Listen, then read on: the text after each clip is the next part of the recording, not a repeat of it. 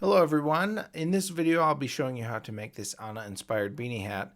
But before I begin, I wanted to thank all of my subscribers, so thank you. And I appreciate all of the feedback and comments. Now, I can't continue these videos unless I have your help, and the best way to help, if you haven't already subscribed, click the subscribe button, but also click the share button down there, and it'll give you the option to post it on Facebook, Twitter, Pinterest, Google+, whatever you use, and that will help us out immensely. I really can't keep doing these videos without your help, so please consider that. And with that out of the way, let's get started. We're going to use a 36 peg loom, and we'll need two colors of yarn, a plum burgundy color and a magenta pink color.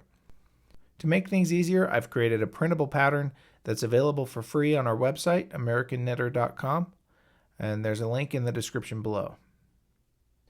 We'll start by tying a slip knot, wrap the yarn around 2 fingers, and then pull a loop through, and we'll cinch the knot onto the first peg of the loom. The first peg is just after the side tie-off peg. We're going to wrap each peg counterclockwise as we move in a clockwise direction around the loom.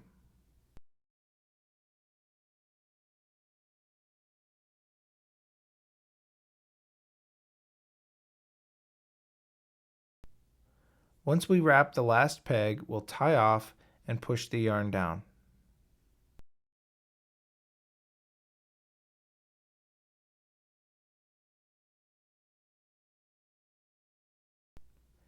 Now that we've pushed the yarn down, we're ready for the next step. Normally, we would continue in the same direction, completing a circle. However, for this hat, we're going to wrap backward to the first peg, so there will be no stitch between the first and the last peg. To wrap backward on the loom, we'll actually wrap the last peg counterclockwise, or else it will become unraveled. Then we'll wrap all the other pegs clockwise as we work back to the first peg. Then we'll push the yarn down and add another row starting with the first peg.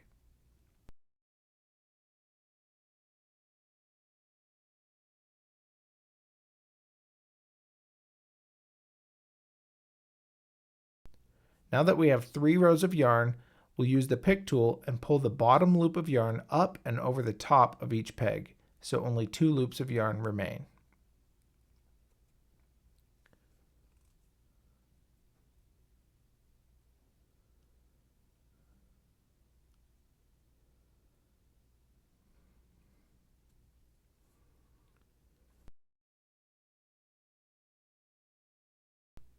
Now that we've picked off the bottom loop of yarn from each peg, we're ready to add another row to the pegs.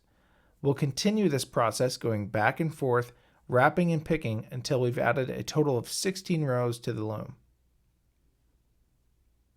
Now that we have 16 rows of yarn, we're going to create a small brim for the hat. To do this, we'll take the original row of yarn that is now hanging off the loom and loop it back over the top of the pegs.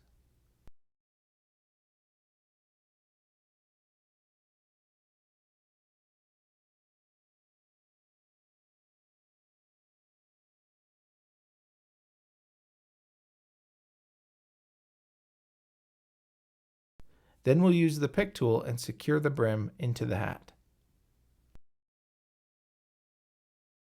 With the brim created, we're now ready to create the body of the hat. Tie a slip knot with the pink yarn and loop it onto the 4th peg.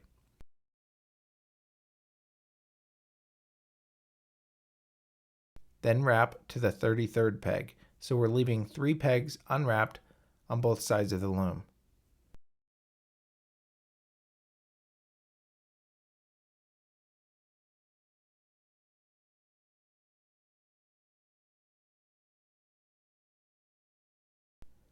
Pick the bottom loop of yarn and then wrap the same number of pegs backward to the 4th peg.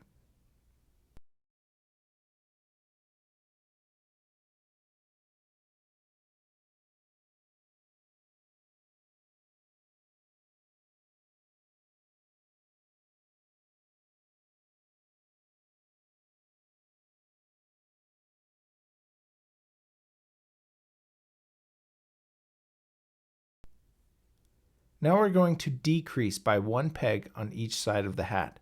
So we'll start wrapping on peg number 5 and only wrap through peg 32. Then we'll pick again because we have 3 loops of yarn on each peg.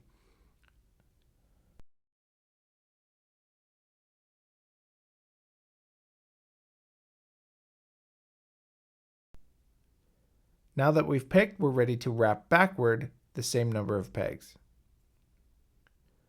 Notice on the pattern that we'll never start a decrease when wrapping backward. We'll always start a decrease wrapping forward. So every 2 rows we'll decrease until we're only wrapping 2 pegs.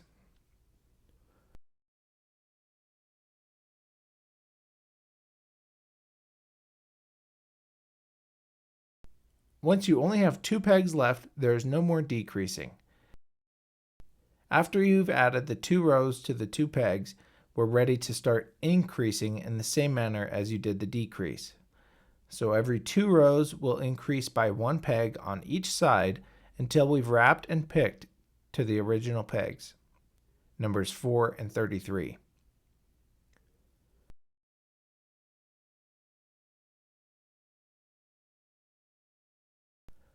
Once you've come back to these pegs, add another 6 rows of yarn. This will fill out the bottom of the hat. At this point, your hat should look like this, and we're now ready to reintroduce the burgundy color. We'll be adding another 16 rows of yarn just as we did at the beginning of the project. However, when we wrap these rows, we'll be skipping the first and last pegs for all 16 rows.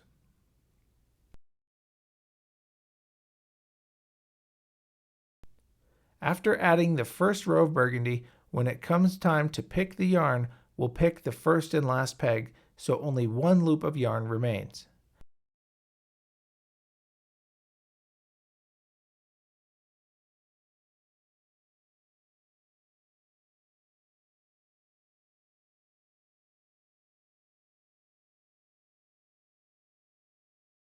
Then we'll transfer the last loop remaining onto its neighboring peg. So the loop on the first peg moves to the second, and the loop on the last peg is transferred onto the peg to its left. This prevents the yarn from unraveling. We'll continue wrapping and picking until we've reached our total of 16 rows.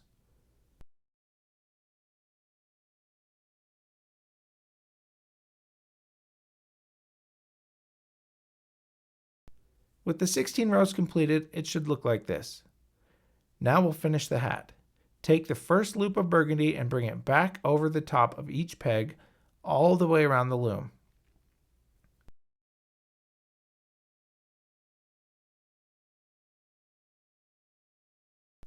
Use the pick tool to secure the brim.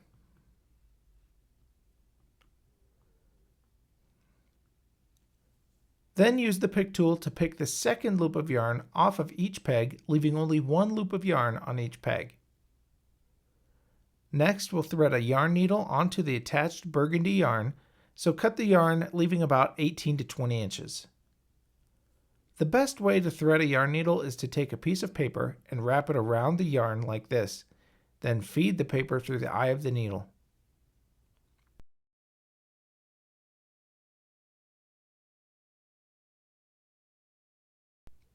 Take the threaded needle and remove each loop of yarn off of the pegs like this.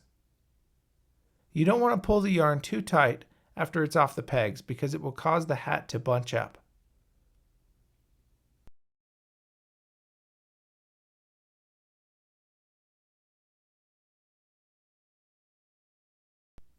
Next, we're going to stitch the holes closed on each side of the hat. These holes formed every time we decreased a stitch.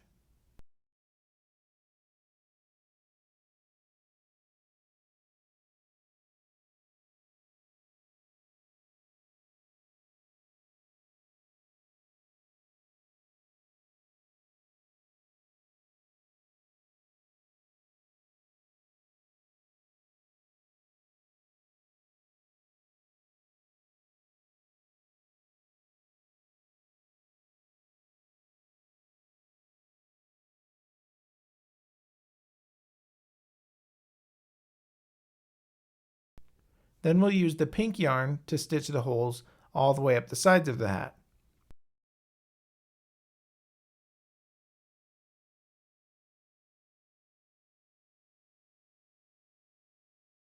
Now we're ready for the next part of the hat. The top of the hat has a soft silver white fur embellishment. I will show you two methods. The first is to use a specialty yarn like this. It's more like string actually, since it has no elasticity. Thread the yarn needle and weave it onto the top of the hat like this.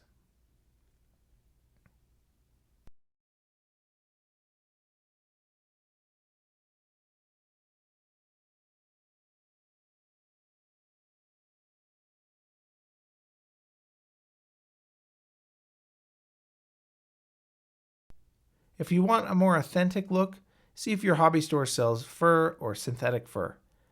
Cut a strip wide enough to be able to fold over in half. It's best to use a razor blade on the back side rather than scissors. If you use scissors, you can potentially chop the fur and it'll end up looking like a bad haircut, so we don't want to do that. Also pay attention to how the fur lies. If you cut it one way, the fur will go in one direction, whereas if you cut it another way, it will give you a kind of a fuzzy look. I used this glue. It's called E6000. You can get it at most hobby stores. And it bonds extremely well to leather.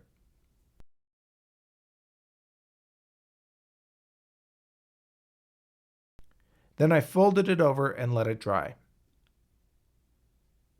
The only downside to using glue is that it makes it more rigid than flexible. And if I did it again, I would have tried to sew it in without gluing it. It would have just taken more time. Next, take a sewing needle and some dark thread that matches or comes close to the color of the brim. Don't worry about it not blending in with the fur. Since the fur is thick enough, it will bury the yarn and you won't even see it. Stitch the first strip into the hat like this. Congratulations, you've made your very own Anna-inspired beanie hat. Thanks for watching. I hope this video was helpful and I hope the project was fun. If you want more videos like this, click subscribe, and again, please share. It definitely helps us be able to make more. If you want to watch the video of my daughter singing "Do You Want to Build a Snowman?" click on the link here. Thanks again and have a fantastic day.